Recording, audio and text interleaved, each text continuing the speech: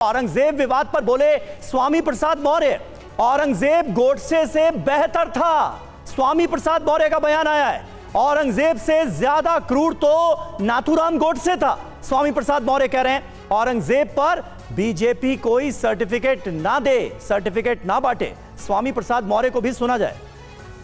Bharatiya Janata party को औरंगजेब का चरित्र देखने के पहले, औरंगजेब के नाम पर सर्टिफिकेट जारी करने के पहले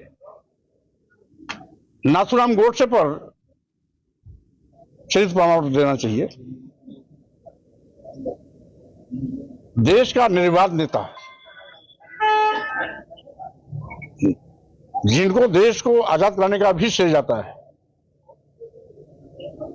जिन्हें इसने प्यार से हम सभी लोग राष्ट्रपिता महात्मा गांधी कहते हैं, उनके हत्यारे पूजनीय हैं।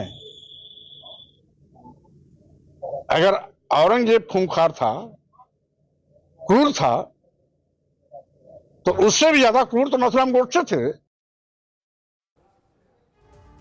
तो देखिए विनोद बंसल जी, बात कहां से कहां पहुंचती हुई नजर आ रही है। मतलब संभाजी के शौर्य पर एक फिल्म आती है छावा, उसके बाद अबू आजमी का बयान और औरंगजेब की कब्र का विवाद, और पहुंच रहा है नाथूराम गोडसे तक। मतलब ये पुरानी बातें ही करते रहेंगे हम, आगे बढ़ने की बातें होंगी या देश को पीछे ले जाने की बातें होंगी। बेसिकली ये सब एक ही कुनबे के चट्टे बट्टे हैं ना जी।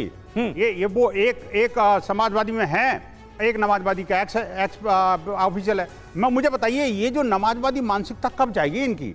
मैं कहना चाहता हूं आखिरकार ये तो वही शख्स है ना, मैं जो समझ रहा हूं, जिन्होंने रामचरितमानस को जलवाया था, तुलसीदास जी के ऊपर प्रहार किया था, वहां माता सीता के ऊपर अनपशना बोला था। ये ऐसे लोगों को मुझे लगता है कि महिमामंडित करने की जरूरत नहीं है। ये भी औरंगजेबी मानसिकता से ग्रसित हैं।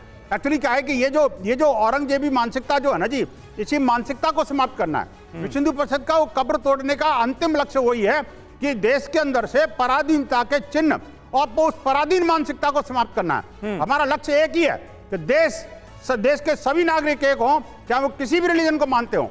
आखिरकार जो व्यक्ति औरंगजेब को अपना अब्बाजान समझता हो, औरंगजेब को अपना गुरु समझता हो, औरंगजेब को अपना मार्गदर्शक समझता हो, तो वो भारत का कैसे हो सकता भाई?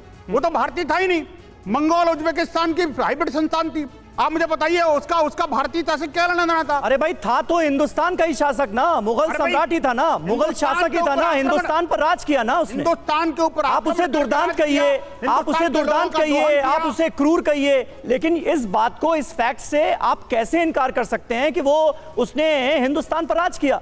नहीं, हिंदुस्तान को आक्रांत किया, आक्रांता था वो। आप मुझे बताइए हिंदुस्तान के कौन सा वर्ग था जो उससे परेशान नहीं था?